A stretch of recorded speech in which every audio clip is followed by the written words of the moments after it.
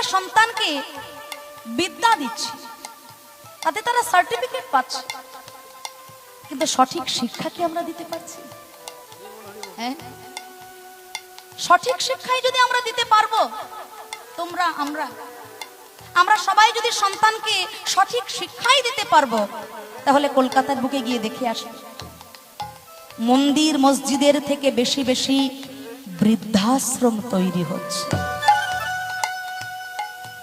আর একটা আশ্চর্যের ব্যাপার কি জানো মায়েরা, ওই বৃদ্ধাশ্রমে গিয়ে খোঁজ করে দেখবে, কোনো দিনমজুর, কোনো গরিব দুঃখী, কোনো চাষি, কোনো ড্রাইভার, কোনো রিক্সাওয়ালা, তাদের বাবা মা কিন্তু নেই।